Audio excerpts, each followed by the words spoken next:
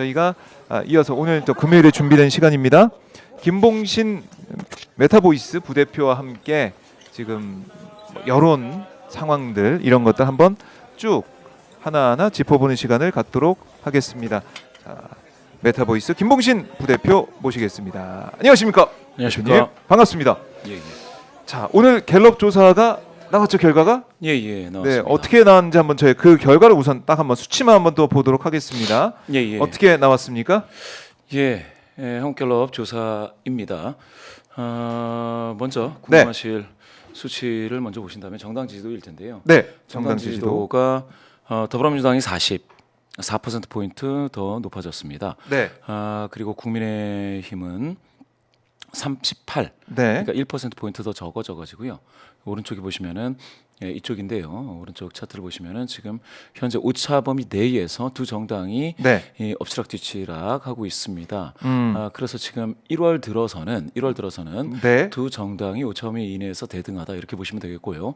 수치만으로 따지면은 지난주에 이제 3% 포인트 네. 국민의힘이 앞선 것처럼 보였었는데 지금은 또 다시 오차범위 이내에서 뒤집혔기 때문에 네. 국민의힘이 뭐 우세한 정국이다 이렇게 보기에는 좀 어렵네요. 네. 오히려 민주당이 지금 보시게 될 것 같으면 지난 1월 3주에 잠깐 민주당이 횡보를 했지만 다시 이제 40%대에 올라섰다라는 거는 야당으로서 40% 상당히 높은 비율이라고 할 수가 있겠고요. 네.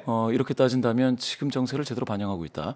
또한 아시다시피 지난 일요일 새벽에 서부지법 침탈 사건이 있었지 않겠습니까? 네. 그런 영향도 충분히 여기에 반영이 되고 있구나라고 느끼실 수 있겠습니다. 그래요. 자, 뭐 이제 국민의힘 지금 떨어졌고 지난주보다 민주당이 좀 올라서 있는 모습이고 저희가 이제 바로 장내 이제 정치 지도자 우리가 예, 뭐 예. 일단은 뭐 대선 주자 차기 대선 주자라고 보는 그 수치까지 한번 보고 한번 저희가 얘기를 나눠볼까요? 예. 어떻게 장내 나왔습니까? 정치 지도자 이 경우에도 뭐 큰 변화는 없습니다. 네. 지금 현재 여기에 보시면은 요 수치 이게 31 나와 있죠. 역시 30%대로 유지하고 있는 요게 이제 이재명 대표입니다. 네. 이재명 대표는 지금 올해 들어서 30%대를 계속해서 기록하고 있고요. 작년 12월에 37로 아주 뭐 되게 높아진 거죠. 이 정도면 그 누구와 경쟁을 해도 이길 것 같은 수치였는데요. 네. 그게 올 1월에 들어서 좀 조정이 되는 듯 했는데 이게 더 빠지지 않고 있습니다. 사실은 지금 30%대를 4번 찍고 있는데 네. 원래 이재명 대표가 그 전에 29가 최고치였습니다. 20% 후반대도 이게 참 이례적인 큰 숫자죠, 이게. 네. 뭐 거듭 말씀드리지만 이거는 다른 조사하고 다르게 자유응답식 자유응답. 이기 때문에 여기서 30%가 나온다라는 거는 상당한 겁니다. 그래서 만약에 뭐 흔히들 최근 정세가 네. 보수 성향이신 분들이 많이 응답을 하기 때문에 이게 더 줄어들 것이다라고도 볼 수 있었겠죠. 왜냐하면 그 밑에 요거를 제외하고 보면 37, 32, 31로 미세하게 빠지는 거 아니냐라고 했는데 네. 오늘 발표된 조사에서 31로 횡보를 하면서 여전히 30%대를 유지하고 있다라는 것을 보여주었습니다. 그리고 보수 진영 11위 누굽니까? 11%가 김문수 장관인데요. 두 자릿수가 나왔어요. 김문수 이번에. 장관이 이제 자유응답식에서도 예. 두 자리를 기록하는 야. 기염을 토하고 있습니다. 상당히 이 가파른 상승세를 보여주고 있고요. 예. 그것에 따라서 이렇게 보시면 1%씩 빠지는 분들 있죠. 6에서 5되고 6에서 4되고 4에서 3되고 이렇게 빠지는 분들이 전부 다 국민의힘에서는 그 상당히 이름 있는 분들 한동수, 홍준표, 오세훈 이런 분들입니다. 한동훈, 네. 예. 한동훈, 네. 홍준표, 예. 오세훈 이런 분들이 조금씩 빠지면서 이 지지세가 어디로 이쪽으로 몰리고 있습니다. 김문수 김문수로 몰리고 장관 있다. 쪽으로 몰리고 있습니다. 이렇게만 보면 김문수 네. 장관이 아마 지금 후보 경선을 하면 그 국민의힘 후보로 될 가능성은 가장 높지 않느냐 이렇게 전망할 수가 있습니다. 다양한 조사에서 네. 김문수 장관이 만약 후보로 등장하게 되면 국민의힘 소속 주자들 중에서는 가장 경쟁력이 있다 이렇게 볼 수가 있겠습니다. 이게 흐름이 그러니까 예. 일회성 같은 뭐 그런 느낌 그게 아니라 이리 이어지고 있어요. 그렇습니다. 왜냐하면 다른 조사도 마찬가지로 김문수라는 이름이 계속 나오고 있고 갤럽도 계속 등장을 하고 있고 오히려 두 자릿수까지 갔다.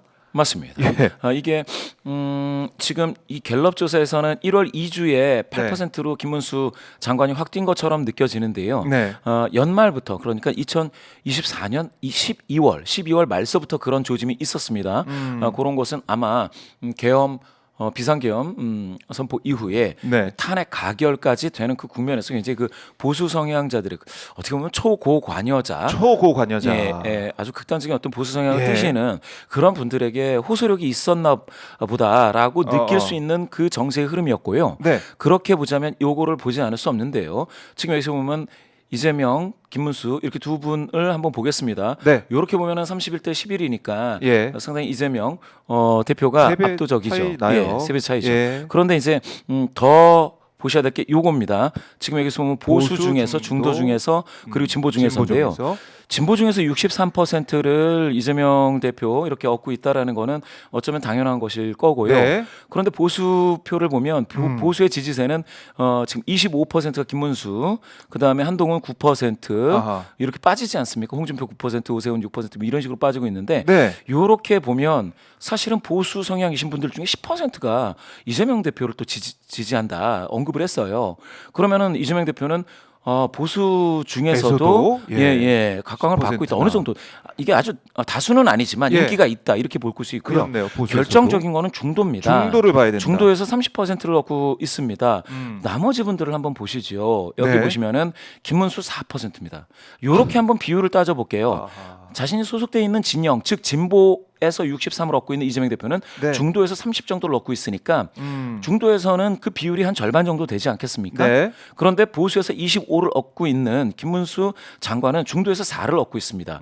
이 확장력을 한번 보시면은 지금 어떻게 생각하면 전체 흐름에서도 31대 11로 김문수 장관이 굉장히 그 뭡니까 이재명 대표하고 어깨를 나란히 하기에는 지금은 네. 쉽지 않은데 아. 그런데 자 여기 중도의 확장력을 따지면은 네. 김문수 장관은 앞으로 가야 될 길이 멀죠. 그런데 만약에 조기 대선이 되면 기간이 좀 짧습니다. 짧다라는 것을 생각을 하면 김문수 장관은 과연 후보가 될 가능성은 높지만 네. 그러면은 그 본선에 들어가서는 어떻게 중도 표심을 잡을지에 대해서는 글쎄요. 지금 많이 지금 가야 될 길이 멀고 해야 될 일이 많다. 그런데 실제로는 초고관여 아주 보수 성향이 세신 분들 그런 네. 분들에게 계속해서 호소를 하고 있고 그분의 지지를 받는다라는 거는 이건 마치 어떻게 보면 함정에 빠지는 거죠.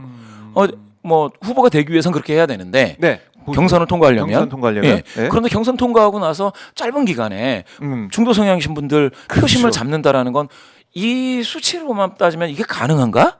라고 생각을 할 수가 있겠습니다. 그래서 제가 봤을 때는 아직도 네. 이게 이제 차기라고 하지 않고 장래 정치 지도자인데 사실 지금은 이제 차기라고 생각하고 이렇게 언급하시는 분들이 상당히 많은 네, 것 네. 같습니다. 장래 대통령감으로 누가 좋다고 생각합니까? 맞습니다. 이렇게 물어보니까. 조기 대선이라면 불과 몇 개월 후입니다. 아, 그럼요. 그래서 이게 여기 자, 이게 계시는 이분들 예, 어떻게 될까요? 상당히 어떻게 보면은 보수 진영의 주자들은 많아요. 저기 보면은 안철수, 이준석까지 예. 이름이 있습니다. 유승민 유승민도 까지 있고 있습니다. 상당히 많이 지금 언급이 되고 있어요. 그러니까 주관식이기 예. 때문에 보수 진영에서는 어떻게 이름이 좀 많이 거론되고 있는 보수 예. 사람들이 많이 지금 언급이 되고 있는 상황인데 모아지지 않고 있는 것 같기도 하고요. 맞습니다. 하나로. 이재명 대표의 이 지도가 네. 이렇게 견고하게 나타나는 것은 한번 생각해 볼 일입니다. 네. 예, 생각해 볼 일이고요. 생각해보리. 그리고 뭐 이재명 대표의 비호감도가 높다라고 할 때는 이제 절대 수치가 50%를 넘는다라는 의미일 텐데요. 그런데 다른 후보들은 더 높아요. 그게 아마 제가 봤을 때는 예. 비호감이라는 건 이제 상대적인 개념이 그렇죠. 되기 때문에 내가 싫어하는 사람들이 또 그렇습니다. 지금 언급되고 있는 주자들 중에서는 네. 그렇게 따지면 이재명 대표가 비호감이 제일 적은 분이 되는 겁니다. 그래서 일부 언론에서는 그 가끔 이재명 대표가 이제 그 경제 또는 예. 민생 행보를 하는 거에 대해서 좀 포커싱을 더 해줘도 될 만하다. 왜냐하면 지금 경제가 너무 안 좋기 때문에 여기 이제 언급되는 그 누구라도 빨리 경제 행보를 빨리 해야 되는데 그런 거에 이렇게 스포트라이트 그러니까 조명을 좀 비춰줘야 되는데 네. 그렇지 못한 거는 조금 좀 안타깝다. 언론 환경이라는 게 좀 지금으로서는 네. 조금 다차원적인 국민들을 좀 위로하기 위해서는 지금 전국이 워낙 혼란스럽기 때문에 네. 그러면 경제 문제에 대해서 어떤 정치인들은 지금 행보를 하고 있다, 메시지를 내고 있다 이런 것들을 좀 보여줘야 대한민국이 좀 안정되고 서민 생활이라든지 중산층의 어떤 경제 활동이 밑받침이 될 것 같습니다. 그래요. 이제 민생. 어제 사실은 그래서 이재명 대표가 이 신년 기자회견할 때 성장을 얘기하면서 결국 우리 이제 국민들이 지치고 힘들어하는 민생 문제를 강조한 셈이 되지 않았습니까? 예, 예. 이렇게 메시지를 내고 있는데 다른 주자들 지금 보면은 한동훈은 뭐 이 커피숍 뭐 특정 뭐 이 브랜드 다 아시겠지만은 거기에 나타나서 사진 찍히고 뭐 이런 것만 좀 하고 있고 홍준표는 미국 가서 결국에는 체육관도 못 가보고 아레나도 못 가보고 호텔에서 스크린으로 트럼프 취임식 봤다는 거 아닙니까? 춥다고.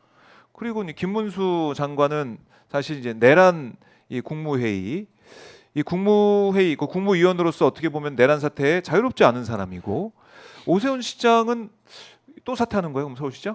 이거 어떻게 할지도 모르겠고. 자, 그러니까 면면이 이게 들여다 보면은 국민들이 볼 때 과연 안정적이고 우리 국정을 운영할 수 있는 믿음직한 사람이 누구냐 이런 판단을 또 하고 있을 것 같아요. 그게 수치로 나타나는 것 같기도 하고요. 그래서 자꾸 저는 보수 성향이신 보수 진영에 있는 주자들도 네. 힘을 내서 민생에 힘을 내서. 더 다가가야지 예. 노력하는 우등생한테 하여튼 아. 성실한 학생이 열심히 노력하는데 너 왜 성실해라고 아. 하면 안 되는 거예요. 그렇네요. 왜 공부해? 뭐 이런 거. 그렇죠. 너 왜 공부해? 같이 놀아야 되는데 같이 가서 주먹 아. 쥐고 이렇게 싸워야 되는데 예. 너 왜 민생 챙겨? 이렇게 자꾸 하면 안 된다고 저는 생각하거든요. 잘하는 학생 끌어내리려고 그렇죠. 그러고. 과거에 제가 봤을 때 이재명 대표의 그 메시지 중에서 저는 이제 인상 깊게 들었던 건 잘하기 경쟁을 하자라는 이야기가 한번 있었습니다. 맞아요. 그래서 전 잘하기 경쟁에 다 같이 나서야 된다. 음. 자꾸 그 아주 센 발언을 하고 음. 그렇게 해가지고 인기를 얻으려고 하면 좀 네. 그렇지 이게 좋지가 않다라는 거예요. 그래서 저는 음. 김문수 이분도 지금 있는 11%가 네. 어떻게 생각하면 이거는 본선 들어가면 어떻게 바뀔지 몰라요. 지금은 윤석열 대통령이 탄핵이 되느냐 마느냐의 전국이지만 만약에 조기 대선이 펼쳐지면 잊혀집니다. 과거 인물이 되기 때문에 네. 그러면은 이렇게 이 네 명의 경쟁이 되는 거거든요. 여기서 이제 안철수 물론 이준석 뭐 이분은 상수로 있다 치고 그 한 5파전 된다 치고 네. 그러면은 뭐냐면은 한 달 정도를 경선하느라고 되게 분산되지 않습니까? 국민의힘 지지하시는 분들이. 그러면 지금처럼 결집하기가 지금처럼 그 여론조사에서 막 응답이 바글바글 끓고 이렇게 안 될 가능성이 있습니다. 왜냐하면요. 이거를 한번 보시면 되는데요. 네. 자, 이거 한번 보시겠습니다. 지금 오늘 조사 있지 않습니까? 네. 오늘 조사 그러면 이거 봐라. 그 뭐 민주당이 좀 좋아졌네. 그러면은 보수 성향이신 분들이 더 많이 적게 잡힌 건가 이렇게 생각하실 수도 있겠습니다. 어떻게 됐습니까? 비교를 한번 해보죠 그러면. 비교를 한번 해봐야 돼요. 지난번하고. 이 보수 성향이신 분들이 지난주보다 24명 더 잡혔어요. 2%더 잡힌 거예요. 또 2.4%. 더 잡혔어요, 더 보수가? 잡혔어요. 야. 아니 그런데 계속 요거 열심히 응답하고 있군요. 그렇죠. 요 차트를 한번 보셔야 돼요. 이거 아니 저는 그래서 너무 뭐라 그럴까 지금이 보수 성향이신 분들이 막 응답을 적극적으로 해주시니 그게 여론이죠. 여론은 여론이에요. 여론이 아니라고 하면 안 됩니다. 네. 그렇지만 이거 지금 보십시오. 보수 성향이신 분들이 더 들어왔는데도 네. 민주당 지지도와 국민의힘 지지도는 오차범위 이내에 있었지만 다시 크로스되지 않습니까? 이거는 뭡니까? 어떻게 해석할 수 있을까요? 그렇죠. 보수가 더 응답을 많이 했는데. 보수 성향이신 분들 잡힌 걸로만 따지면 362입니다. 그러니까 많이 잡혔잖아요. 이게. 진보가 266이에요. 100명 차이나요? 100명. 100명 차이 납니다. 그러니까요. 그런데도 열심히 응답을 하고 있는데. 열심히 응답을 진짜. 해도 여기 이렇게 되고 있다라는 거는 이거는 그러면 합리적인 보수이신 분들도 지금 들어와서 저렇게 서부지법을 침탈하고 하는 것은 안 된다라는 의견이 있을 수가 있다라는 거예요. 자, 여기서 그러면 이렇게 100명이나 차이 나는 조사에서요. 요거를 보시면 또 깜짝 놀랄 일이 있습니다. 정당별 신뢰 여부예요. 아니 100명이나 차이 나는데 지금 한번 보시죠. 신뢰 여부입니다. 더불어민주당 신뢰한다 40일입니다. 국민의힘 30일이에요. 그렇죠. 10%포인트 격차 납니다. 아니 보수 성향이신 분들이 이렇게 많이 상대적으로 더 응답 적극성이 높아졌는데 이거는 그럼 어떻게 볼 거냐는 거죠. 야, 그러면은 글쎄요. 보수에서 열심히 응답하고 있지만 중도나 이런 그렇죠. 곳에서 확실히 안 된다, 맞습니다. 보수 쪽 안 된다 이런 그렇습니다. 생각을 하는 것 같아요. 그래서 예. 갤럽 지표를 보면 이게 이상하지가 않아요. 여론이 예. 지금 여론이 보수 성향 신분들이 열심히 들어오지만 그렇지만 민주당이 네. 확 빠지거나 하는 일은 지금 없지 않습니까? 또 국민의힘의 신뢰도가 31이라고 하면 네. 저는 이 호감이 간다, 신뢰가 간다 하는 정당에 대한 음. 이 지표에서 40보다 더 밑으로 쭉 빠지면 큰 선거에서 되게 고전을 하더라. 아. 이 말씀을 드리고 싶습니다. 네. 그러면 지금 이 신뢰한다라는 여기에서는 뭐 뭐를 봐야 됩니까? 우리가 더불어민주당 41, 국민의힘 31이에요. 그렇네요. 신뢰하지 않는다가 64인 정당이 네. 그러면 큰 선거를 어떻게 이끌어 가느냐? 아. 이건 볼 법도 합니다. 아. 더군다나 지금 국민의힘은 여당입니다. 그렇죠. 예. 뭐 여당이라고 일단은 뭐 대통령이 이제 직무 정지 상태긴 하지만 어쨌든 파면 결정이 안 나온 상황에서 여당이라고 얘기를 하고 있는데 참 여당 역할을 하는지 여당이라 부를 수 있는지도 참 저는 의구심이 있지만 어쨌든 그런 맞습니다. 상황이다. 요거 한 번 더 자. 짚어보고 가겠습니다. 네. 다음 대통령 선거 결과 기대 현 정권 유지 여당 후보 당선 40 나왔죠. 네. 현 정권 교체 야당 후보 당선이 50입니다. 이거 10% 포인트예요. 격차가. 과연 그러면 여당 후보 뭐 김문수 후보가 되건 어느 분이 후보가 되건 간에 요 여론 이 민심을 뚫고 승리할 수 있겠느냐 스스로에게 자문해봐야 되는 거예요. 그렇지 않겠습니까? 야당 후보 당선돼야 된다라는 게 절반 나왔습니다. 네. 이거 보셔야 돼요. 예? 지금 어디 갔느냐? 보수 성향이신 분들 중에서 지금 이렇게 나왔습니다. 78대 17입니다.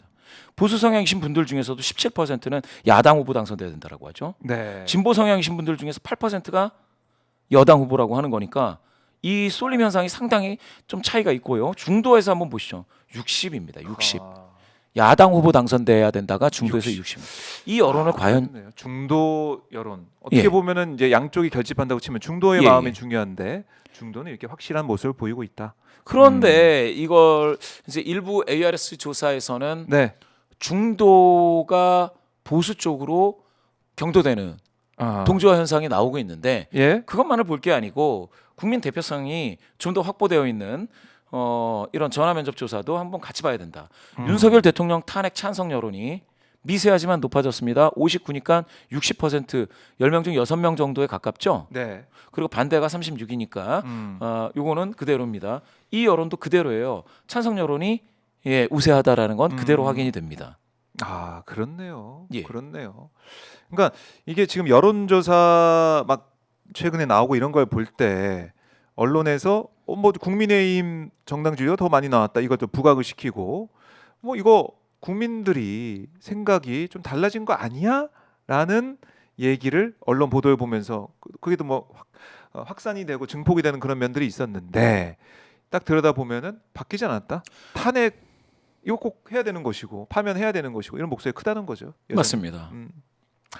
그래서 바뀐 건 없다. 오히려 이제 보수 쪽에서 전환을 많이 받고 있고 이게 확실히 드러나는 게 뭐냐면 김문수 후보가 장래 대통령감으로 꼽히는 보수 진영 1위라는 걸 보면 아 정말 열심히 전화 받고 있구나, 열심히 한 사람을 얘기하고 있구나 이걸 좀 우리가 느끼게 되는 것이지 그걸 통해서 대한민국에 대한 여론이 이 여론 방향이 바뀌었네 이렇게까지 볼 수가 없다. 맞습니다. 중도를 봐야 되고 또 이렇게 탄핵 여론을 봐야 된다. 이걸 우리가 좀 주요하게 생각을 해야겠네요. 앞으로 맞습니다. 그래서. 이해가 됩니다. 그리고 예. 또 이제 보셔야 될 거는 뭐 이런 건데요. 지금 정당뿐만이 아니고 네. 여기 보시면은 비상계엄 사태 탄핵 심판 관련 기관별 신뢰 여부라는 게 있습니다. 아, 기관별 신뢰 여부. 예. 예. 헌법재판소가 57입니다. 중앙선관위 51입니다. 네. 근데 여기 밑에 한번 보시죠. 이게 차트가 뚝 하고 끊기는 게 검찰 아. 공수처거든요. 아, 공수처도 지금 많이 또 비판을 받았네요. 여기 검찰 공수처는 네. 모르겠습니다. 이게 분발해야 될 것 같다는 생각도 들고요. 네. 국민적인 신뢰를 회복할 수 있을지도 궁금할 정도입니다. 검찰은 예. 아. 그리고 여기 보시면은 신뢰하지 않는다보다 신뢰한다가 높은 법원, 네. 뭐 경찰 이런 쪽을 보시면은 지금 극단화되어 있는 초고관여 보수 성향 그 시위 참여자들이 법원에 침탈했지 않습니까? 그렇죠. 거의 폭동처럼 지금 아주 있을 수 없는 사태가 벌어졌는데 네. 법원의 신뢰도는 46이에요. 어허. 이거 한번 보셔야 돼요. 법원의 신뢰도 46. 헌법재판소는 이렇게 높고요. 네. 요렇게 봐야 됩니다. 그리고 지금 계속해서 윤석열 대통령 중앙선거관리위원회 선관위를 계속해서 공격하고 있는데 네. 선관위에 대한 신뢰도는 51%입니다. 절반입니다. 음. 신뢰하지 않는다는 응답이 더 적습니다. 그러니까 부정선거로는 계속 얘기하고 있지만 예. 그게 뭐 잘 안 먹히고 있다. 결국. 이거는 진짜 보셔야 돼요. 국민의 여론은 이렇게 나오고 있습니다. 민심이 이렇게 될진데 네. 어떻게 중성 선관위를 많이 압수수색을 했지 않습니까? 아, 그렇죠. 근데도 이렇게 신뢰도가 높게 나오고 헌법재판소 저렇게 되어 있는데 네. 저는 좀 이거를 여론을 여론대로 좀 받아야 된다라는 거고요. 여론에 저항해서 이긴 정치 세력, 정치인을 본 적이 없습니다. 네. 자, 중앙선관위의 신뢰도 이걸 보면서 부정선거를 끊임없이 헌재 심판장에 나와서 주장하고 있는 윤석열의 목소리가 여론에는 닿지 않고 있다. 여론의 반향을 일으키지 못하고 있다. 이건 다시 한번 저희가 확인할 수가 있습니다. 예. 요거 네. 개요를 안 읽어드렸는데요. 예, 네, 네. 이번 한국갤럽 데일리 오피니언 610호는 1월 4주고요. 21일부터 23일까지 3일 동안 이동통신 3사제곱 무선 전화번호 무선 전화 가상번호에서 무작위 추출해서 전화조사원 인터뷰 방식으로 네. 진행을 했습니다. 그래요. 의뢰처가 없고 한국갤럽 자체 조사고요. 더 자세한 사항은 오늘 모든 여론조사는 중앙선거 여론조사 심의위원회 네. 홈페이지를 참조하시면 되겠습니다. 자, 응답률이 16% 정도인데 예. 이게 이제 평소보다 높은 겁니까? 어떻습니까? 비교적 높다고 응답률. 봐야죠. 그런데 최근에 이 네. 응답률 16%가 네. 여기 자세히 보시면은 이게 이동통신 3사제곱 무선 전화 가상번호라고 나오지 않습니까? 가상번호. 가상번호 응답률이 네. 16인데요. 아. 요거를 모르겠습니다. 시청자분들 중에서 이 차이를 아주 구체적으로 알고 계시는 분이 계실지 모르겠는데 가상번호에서 지금 16.4% 나왔죠. 그렇죠. 그래요. 16.4%. 그런데 무선 RDD에서 지금 무선 RDD는 가상번호는 통신사가 제공해 주는 거고요. 네. 선관위를 통해서 무선 RDD는 여론조사 기관이 자체적으로 만든 다음에 뭐 여러 가지 방법으로 검증을 합니다. 무효 번호들이 있기 때문에 그 검증한 이후에 그 번호를 가지고 진행을 하는 경우가 많은데요. 네. 자, 무선 RDD 랜덤 디짓 다이얼링으로 무작위로 생성한 번호에서 응답률이 더 높은 경우가 많이 나타나요. ARS 조사의 응답률이 무려 10%를 넘는 경우가 있습니다. 원래는 어느 정도 나옵니까? ARS가? ARS가 2%대, 1%대도 있고요. 제 질문을 열심히 하면 3, 4, 대선 앞두고는 8, 막 이렇게 올라가는데 최근에 두 자릿수 ARS에서 그거는 깜짝 놀랄 만한 일입니다. 놀랄 만한 일이죠. 아니 2점 몇이 10%가 넘어간다는 건 4배, 5배가 된다는 얘기지 않습니까? 그러면 네. 전화조사 응답률이 낮을 때는 한 10% 됩니다. 4배, 5배가 되면 40, 50이 된다는 얘기인데 그렇네요. 잊기가 어려운 응답률이죠. 그런데 그런데 지금 한국갤럽이 가상번호에서 16.4가 나왔다는 겁니다. 네. 자, 가상번호에서 16.4가 나온다라는 것은 네. 이것도 낮지 않은데요. 그렇죠. 무선 RDD면 더 높아진다. 요거 뭘 의미하느냐면 예. 이 가상번호는 자꾸 전화가 여론조사 오면 자신이 등록돼 있는 통신 3사 중에 하나를 쓰고 있다면 거기에다가 연락을 해가지고 나 전화 그 가상번호 나 추출 안 되게 해줘 막아줘라고 신청할 수가 있습니다. 그러면 다시는 그 사람은 전화가 안 가요. 그렇죠. 예. 그리고 그렇죠. 또 가상번호는 알뜰폰 이용자가 포함이 되지 않습니다. 커버리지가 무선 RDD가 훨씬 높다고 봐야죠. 무선 RDD가 더 높고. 예. 그런데 지금처럼 관여도가 급격하게 높아지는 고양되는 시기에는 뭐가 있느냐면 그러면은 예전에는 내가 나 응답 안 할래 나 가상번호 추출 안 되게 나 막아줘라고 했던 분들도 그때는 그랬지만 지금은 응답할 수 있죠. 그런 분들이 적극성을 띨 수 있죠. 그렇죠? 그리고 알뜰폰 사용하시던 분들이 적극성을 띨 수가 있죠. 이런 분들이 그러니까 여론조사 피로도가 비교적 낮았던 분들이 적극성을 띨 때 응답률이 더 높아집니다. 그렇죠. 그러면은 무선 RDD에서 응답률이 높아진다는 얘기는 지금 여론조사에 조금 관심이 없던 분들도 이제는 여론조사 온다 그럼 나 받을래 라가 될 수가 있죠. 그래서 지금 응답률은 높아지고 있다 이렇게 보시면 되겠고요. 갤럽은 평상시에 10%대도 나오고 10% 초반도 나오고 세게 나올 때 그러니까 대선 직전에 20%가 넘어갈 때도 있습니다. 그런 것들은 한번 관심이 많으신 분들은 한번 찾아보시면 되겠습니다. 그리고 이제 RDD 조사 이걸 ARS 조사를 받으면은 이거 몇 살이냐 뭐 이런 거 물어보잖아요, 그렇죠? 연령대 물어보잖아요. 그때 속이고 답해도 그거 못 걸러내죠. 걸러낼 수가 없죠. 그래서 제가 항상 말씀을 드리는 거는 아, 지금 이거 이 전화 면접도 네, 본질적인 한계가 있고요. 네, ARS도 본질적인 한계가 있는데 그 큰 한계네, 큰 한계. 그렇죠. 먼저 전화 면접을 말씀드리면 전화 조사원이 갑자기 예. 사투리가 너무 세거나 이분이 이러면 거부감이 있어서 끊는 분들이 있을 수가 있어요. 예. 예, 그런 어떤 면접원 바이어스라고 하는데 그런 게 있을 수가 있습니다. 그런데 이거는 계속해서 훈련을 한다거나 사투리를 잘 안 쓰는 분들을 이제 뽑거나 아니면 뭐 그래서 그런 뭐 보정할 수가 있네요. 그렇죠. 예. 극복을 할 수 있게끔 예. 그걸 통제를 하는데 음, ARS 조사는 그게 되지가 않는 거예요. 안 되죠. 예, 고령자가 뭐 나 청년이라고 응답한다 한들 그렇죠. 또 남성이 네. 여성이라고 응답한다 한들 막을 방법이 없습니다. 음, 이 문제가 계속 제기되어 왔습니다. 계속 제기되어 왔는데 예. ARS 업계에서는 이거를 이게 사실은 쉽지가 않으니까 이게 되려면은 막 돈도 많이 들어가고. 뭐 인공지능이 AI가 사람 목소리를 듣고 판정을 해야 되는데 네. 사실 그게 잘 안 돼요. 왜냐하면 낮에 전화 받는 분들 중에서는 약간 좀 감기 걸린 분들도 있을 수가 있고 약간 음주를 하신 분들이 있을 수가 있거든요. 그렇죠. 사람이 들어도 잘 못 알아듣는 경우가 있는데 보이스봇 AI가 듣고 이거를 예. 이거는 60대 남성이다. 근데 왜 이분이 30대 여성으로 찍었지? 하고 그걸 재질문할 수 있는 방법이 없어요. 그렇죠. 지금은 아, 없습니다.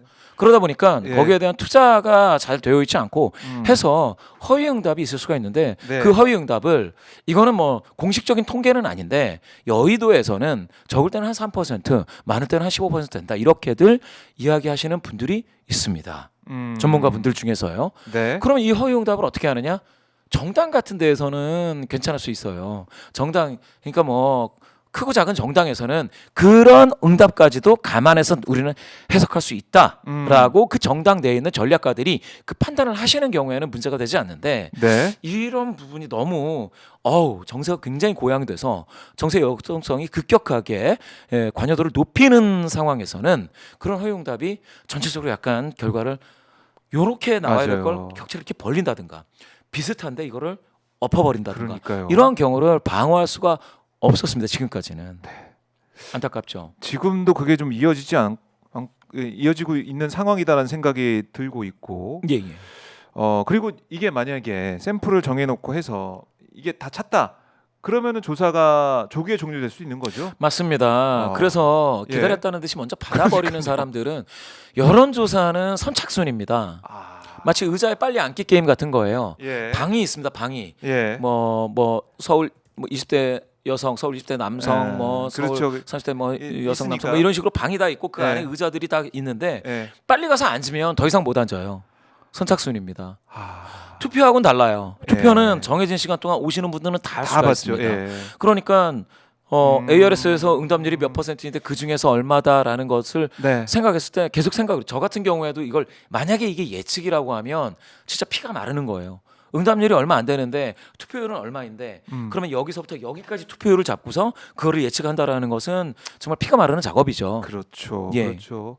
자, 여론조사는 선착순. 그러면은 ARS에서 만약에 전화 받은 사람이 내가 50대인데 나 20대야라고 딱 누르면서 응답을 한다 그래요. 그럼 20대가 대답 안 했는데도 20대는 다 차버리고 진짜 20대는 대답 못하는 상황이 갈 수도 있고. 그렇죠. 그런 거 아닙니까? 맞습니다.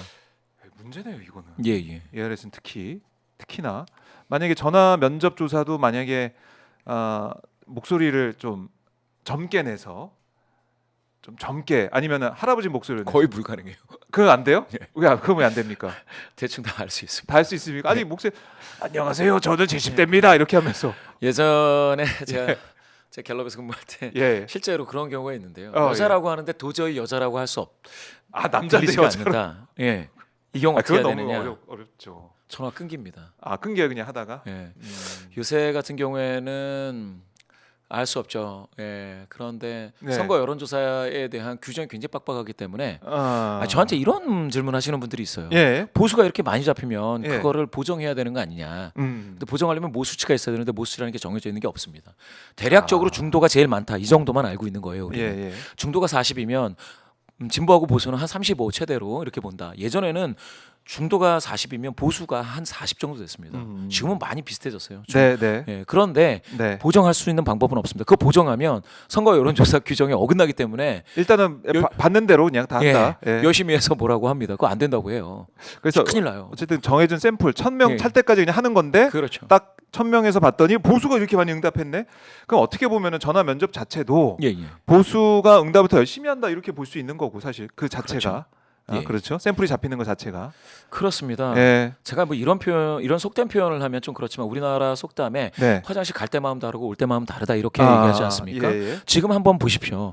지금 지금 비상계엄 선포했죠. 네. 그 다음에 내란 전국으로 가면서 탄핵 체포도 가결이 됐어요, 되냐 지금. 마냐 네. 됐죠. 가결됐죠. 그 체포되냐 마냐. 한덕수 뭐 한덕수 됐죠. 탄핵됐죠. 그 다음에 체포됐죠. 예. 구속됐죠. 이 과정이 되면 진보 성향이신 분들은 음. 화장실 갔다 나오셨어요. 손을 다 씻으시고 음. 지금 나왔습니다. 그러면 다른 생각을 하게 되죠. 네. 그렇지만 보수 성향이신 분들은 이제 시작이네. 줄 서 있어요. 지금 화장실 들어가려고 줄 서 있는 거예요. 예. 이런 비교를 하다 보면 왜 이렇게 나오는지는 알겠다. 그런데 그 속에서도 네. 그렇게 추출을 해도 지금 그 뭡니까 정당 지지도는 비슷하게 나오고 네. 이재명 대표가 가장 높게 나오는 이 현상이 그러네요. 바뀌지가 않아요. 그렇네요. 이거 큰 흐름은. 예, 큰 흐름은 바뀌지 않아요. 이걸 가지고 제가 생각했을 때는 네. 보수가 엄청 그러니까 보수 국민의힘이 엄청 높이 잡혔다. 네. 이거 국민의힘 그 좋아할 일이 아니네. 관계자들이 그거 보고 거기에 예. 그 수치에 취해 있는 순간 아하. 그러면은 전체가 다 순장조가 되는 거예요. 과거가 될 현재 권력이지만 현재 권력은 모든 현재 권력은 과거 권력이 되지 않습니까? 그렇죠. 같이 묻혀가는 거예요. 미래를 볼 수가 없게 된다라는 것들을 한번 봐야 되는 거고요. 예. 저는 민주당 예. 같은 경우도 민주당 관계자들도 예. 저는 좀 더 중도 표심도 많이 고려를 해서 민생 행보 지금도 뭐 민생 열심히 행보. 하고 있지만 네. 더 하는 것도 또한 중요하다라고 보고 여기서 네. 제가 하나 소개 말씀을 예. 드릴 수밖에 없습니다. 여기서 한번 시청자 여러분께 이 말씀을 한번 드릴게요. 예. 무슨 얘기들이 있었느냐면 민주당 지도가 언제냐? 요거를 한번 보시면 네. 되구나. 엄청 높은데 요 시기에 민주당 지도가 엄청 높아졌을 때 네. 이 시기에 뭡니까 이재명 대표의 지지도는 이거보다 낮지 않느냐? 그러면 이재명 대표의 지지도는 고착돼 있다라는 게 있는데 그런 것도 있기는 있을 수가 있죠. 그런 주장이 있을 수가 있는데 네. 가령 요거를 하나 보겠습니다. 이거는 조선일보가 한 것 같아요. 네. 국민의힘 41, 민주 33이다 이렇게 나오는 겁니다. 이것도 최근 조사인데 이것도 한번 읽어드리자면 조선일보가 의뢰해서 K스탯이 조사를 한 내용입니다. 네. 이거 전화면접 조사이겠지요. 여기 보시면은 전화면접 조사 이틀간 조사했습니다. 21, 네. 22 최근에 조사한 거죠. 가상번호, 이것도 안심번호. 스케통신사 제공한 휴대전화 가상번호로 진행을 했고요. 전화면접 조사입니다. 더 자세한 중앙선거여론사심의위원회 홈페이지를 보시면 되는데 네. 자 그러면 국민의힘이 이렇게 높다라고 나왔죠. 그래요. 나왔죠. 높다 나왔다. 이런 조사가 있다 치고요. 네. 자 여기서 보시죠. 양자 대결이 있습니다. 그래요. 범여권 이른바 아니 지금 다자 대결이 아니고 양자 국민의힘 대결에서 쪽. 이재명 대표가 37, 예. 김문수 장관이 29예요. 자 다시 화면 조금만 올려주겠어요? 예. 내려주세요. 예, 됐습니다. 예. 됐습니다. 예. 여기 보시면 네. 어떤 조사는 민주당이 더 국민의힘보다 약하다는 조사도 있는데 정당 지지도로. 그런데 가상 대결에서는 가상대결 해봤더니 이재명 대표가 37, 예. 김문수 장관이 29예요. 아하. 양자 대결에서도 양자 대결에서 이거 한번 보시면 재미있습니다. 그렇네요. 여기 한번 보시죠. 만약에 이게 양자 대결이 아니고 아닌 경우는 예. 범여권에서 보고 네. 범야권에서 봤죠. 네. 범여권에서는 김문수 1위. 장관이 1위. 15%. 근데 15%예요. 예. 범야권에서는 이재명 대표가 31%입니다. 음. 그런데 양자 대결을 했더니 37대 29입니다. 아. 이 현상을 보시면 어떠신가 한번 어떤 느낌을 가지시는지 한번 봐야 돼요. 그러면 이 기사는 이게 조선일보 의뢰 K스탯 리서치 조사입니다. 이 네. 조사는 메인 핵심 타이틀을 국힘 41, 민주 33으로 뽑았지만 예. 그런 상황에서도 그런 상황에서도 이재명 37, 음. 김문수 29예요. 그러면 네. 지금 이런 말씀 한번 드려보겠습니다. 다시 한번 문제 제기로 돌아와 보죠. 네.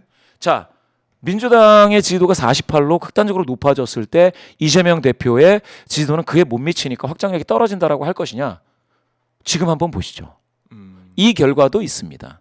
즉 당 지지도보다 높은 가상대결 지지도를 얻는 후보가 이재명 후보다라는 것은 한번 생각해 볼 법한 일입니다. 그렇네요. 예. 자, 아무리 이렇게 열심히 응답을 하고 있는 사람들, 이른바 이제 보수 쪽에서 많이 또 잡히고 있는 응답하고 있는 상황에서도 이재명 대표가 이렇게 앞서가고 있는 정당 지지도를 넘어서는 모습, 이거는 진짜 시사한 바가 있네요. 예. 예. 만약에 1분의 시간을 더 주신다면 네. 저는 이 부분도 한 번 더 짚어야 된다라고 생각을 하는데요. 예. 오늘 민주당 지지도가 보수 성향자가 이렇게 많은데 아까 말씀드렸다시피 100명에 가깝게 더 많이 잡혔습니다. 진보보다. 맞아요. 더 많이 응답을 예. 했던 거예요. 지난주보다도 2.4% 정도 더 잡힌 예. 요 상황에서 요거 한번 보시죠. 민주당 지지도가 어디서 올랐는지. 아. 요게 경제적 그 계층 준거감이지 않습니까? 예. 나는 이제 상중상이라는 하는 분들 그분들 중에서 14%포인트 음. 올랐습니다. 그러면 좀 이런 분들이 어떤 네. 분들입니까? 경제적으로 좀 상중상이라는 분들은 경제를 거시경제를 보는 분들이에요. 그 보수적으로 좀 보수적 있는 분들이고요. 그렇죠. 경제 성장을 보는 분들이에요. 그렇죠. 왜냐하면 당장 이 좀 형편이 어려운 분들은 네. 경기의 변동과 그에 맞는 그 물가 뭐 이런 것들에 더 관심이 있는가 하면 상중상에 있는 분들은 투자를 약간 장기적으로 하기 때문에 네. 거시경제의 큰 변동을 보시거든요. 근데 이런 분들 중에서 지금 민주당의 지도가 높아졌다. 요거를 한번 보셔야 되는 거죠. 그럼 무엇을 의미하느냐? 지금처럼 서부지법에 대한 그 폭동, 독동. 또 침탈, 네. 유리창을 깨고 방화를 하려고 하지를 않나.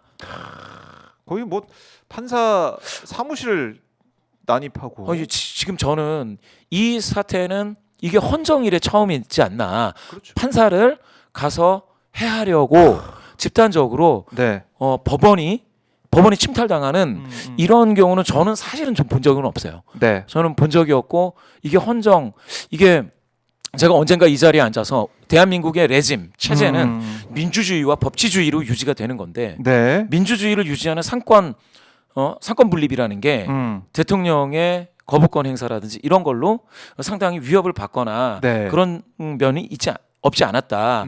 또 대통령에 대한 개인의 비호감이 이런 어떤 민주주의 체제에 대한 그 어떤 혐오감으로 나타나는 측면이 있었다. 그런데 법치주의는 이것마저 무너지면 안 돼요. 민주주의가 우스워진다고 해도 상권 분립이 우스워진다 하더라도 네. 법치주의까지 우스워지면 안 되는데 지금은 그러면 둘 다 이렇게 되면 레짐에 대한 체제에 대한 저항감으로 나타납니다. 이거 무서운 얘기입니다. 그러면 우리는 이 헌정 질서라는 것 자체에 대해서 지금 누가 이거를 위협하고 있는지를 봐야 된다는 거죠. 네. 지금 저는 상, 중상 이 계층에서 민주당에 대한 지지도가 오차 범위를 넘어서서 네. 14%포인트면 오차 범위를 넘어선 거죠.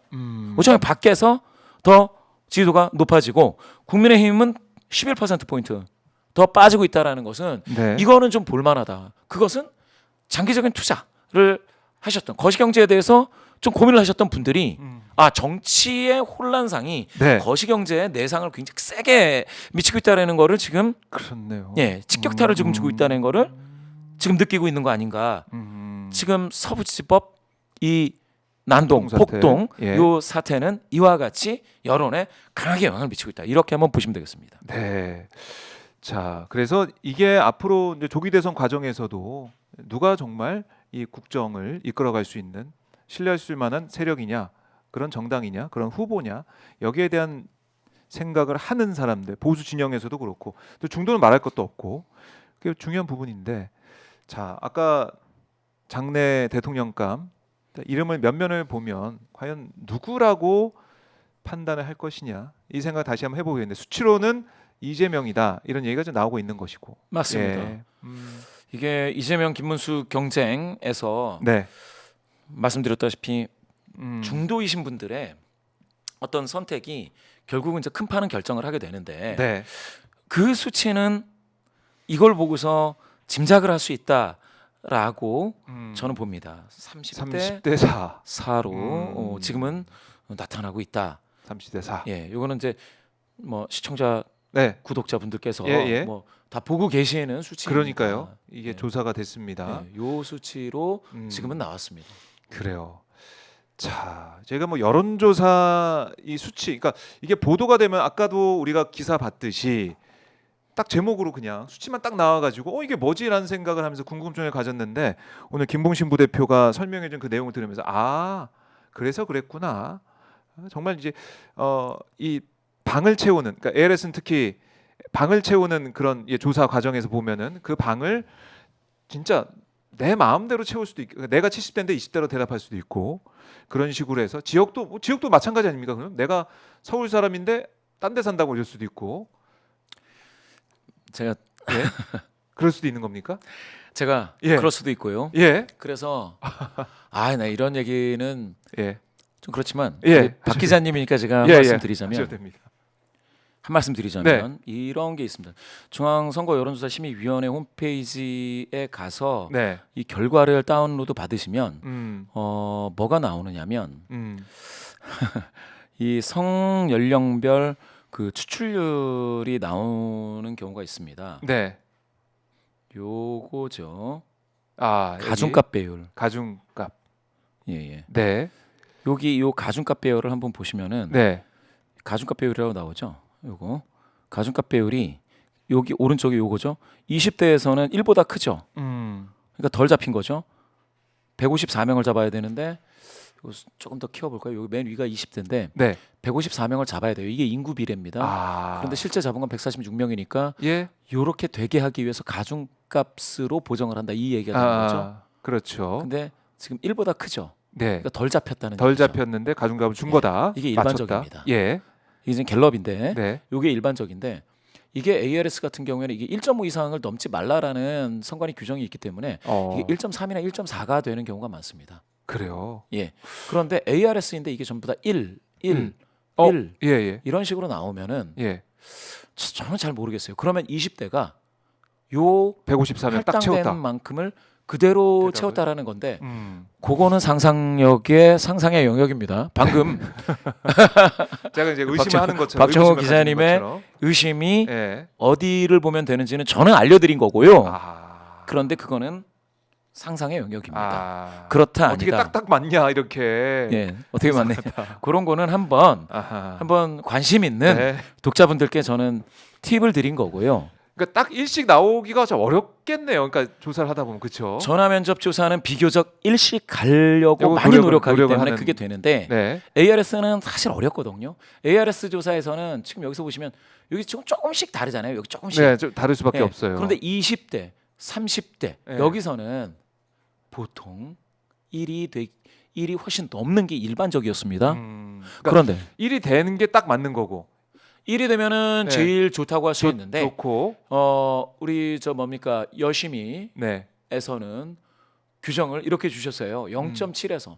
그러니까 음. 많이 응답하시면은 이게 좀 숫자는 1보다 작아질 거 아닙니까? 그렇죠. 가중치 0.7 우리 깎아내야 되니까. 예, 예. 근데 0.7보다 더 낮게는 하지 마라. 이 경우에는 적게 잡히기 때문에 가중값 배율은 커지니까 근데 그게 그때 1.3, 1.5를 넘게 하지 마라. 1.5를 넘게 하지 마라. 라는 네. 기준이 있는데요. 아하. 거기에서 보통은 ARS는 이게 1보다 넘어서 1.3, 4까지 되는데 네. 그게 1하고 똑같다. 그럼 전화 면접 하지 말지 뭐. ARS가 더 좋잖아요. 그렇네요. 1이 되면 그렇네요. 그렇지 않습니까? 더 싸고. 그런데 과연 그랬을 때 그게 과연 여론을 정말 제대로 반영하는 것이냐라는 저는 생각을. 박정 기자님이기 때문에 네. 이런 거 한번 말씀드리겠습니다. 야, 오늘 저희 시청자분들 김봉신 부대표 말씀 들으시면은 이 궁금증이 좀 많이 풀릴 수밖에 없습니다. 왜 이런 여론조사 흐름이 나타나고 있는지, 진짜 우리가 어느 부분에 집중해서 봐야 되는지 알 수 있을 것 같아요. 여러분들 다 이제 좀 이해가 되시죠? 저희 보니까 댓글을 통해서 우리 하늘님이 정확한 분석 감사합니다 이런 댓글도 주고 계시고, 그다음에 아이언맨님이 와 중요한 얘기 하시네요. 아까도 이렇게 말씀을 하고 계시고, 아이고, 감사합니다. 화장실 비유 좋았다라는 댓글도 올라왔습니다. 정확한 댓글. 안꼬님도 덕분에 쬐끔 알 것 같아요라고 하셨는데, 저희가 이 부분들을 한번 계속 매주마다 이제 반복을 하면서 예. 아빠 조기 대선도 이제 오니까요. 여론조사 수치를 보면서 이게 어디에 집중해서 봐야지, 어디에 흔들리면 안 되는지 이걸 계속 알아보도록 하겠습니다. 예. 부 대표님. 자, 루이스님도 김봉신 대표님 설명 잘하시네요 하셨고요. 고경숙님도 진짜 감사합니다 하고 아유, 하셨고 감사합니다. 예. JKNG님 이재명 대표는 라이브 보고 오느라 못 봤어요. 다시 알려주세요 하셨는데 저희가 VOD 다시 올려드리도록 하고 다시 보기 하시면 또 보실 수가 있겠습니다. 네, 고맙습니다. 자, 오늘 부대표님 말씀 잘 들었고요. 예. 항상 이 정확한 분석, 나눠 분석 감사드리고 다음 방송에도 한번 모셔서 말씀을 더 들어보도록 하겠습니다. 네, 말씀 잘 들었습니다. 감사합니다. 고맙습니다. 예. 자, 김봉신 이 메타보이스 부대표 만나봤습니다.